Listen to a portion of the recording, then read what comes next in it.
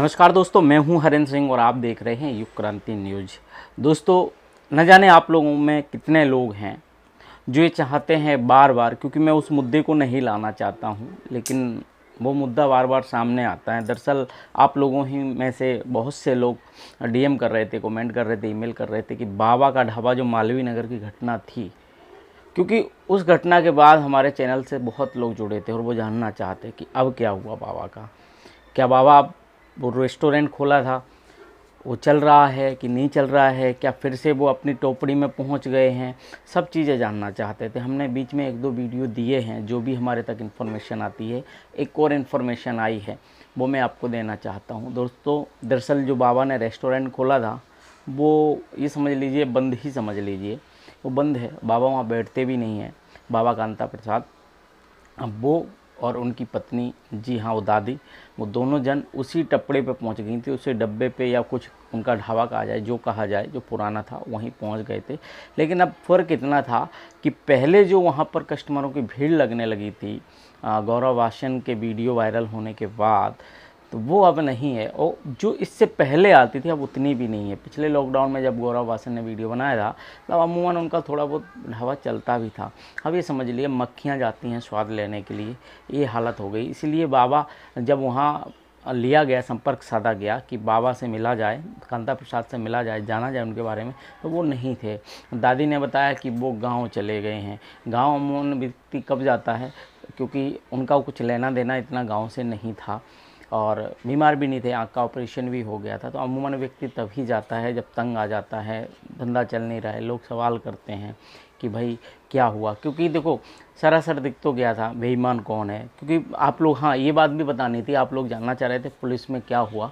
तो देखिए, पुलिस में जांच आगे बढ़ी थी, जिसमें गौरव वासन पे कोई भी ऐसा आरोप साबित नहीं हो पाया कि उन्होंने किसी पैसे का गबन किया है, और इसलिए गौरव वासन पे कोई दिक्कत नहीं आई। लेकिन हाँ, बाबा कांता प्रसाद के अकाउंट में 55 लाख रुपए निकला था। 55 लाख रुपए के अराउंडिंग निकला था, जो पुलिस ने बताया था कि हाँ इतना उनके अकाउंट से निकला है, और खंगाला जा रहा है कि आसपास कहीं अकाउंट में सबमिट तो नहीं कराया गया।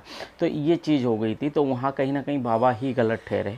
बाबा के खाते में सारा पैसा गया था। लेकिन वो कहते हैं ना, जिसके पास कुछ भी ना हो, मतलब जिसे सूखी रोटी खाने को मिलती हो, उसे अचानक घी पिला दो तो हजम नहीं होता। एक कहावत और थी, कुत्ते को घी हजम नहीं होता। बस वही हालत हो गई कि बाबा ने कभी देखा तो था नहीं कांता प्रसाद ने, क्योंकि अमूमन वो रोजी रोटी चलाने जितना कमा पाते थे वो टपड़े से।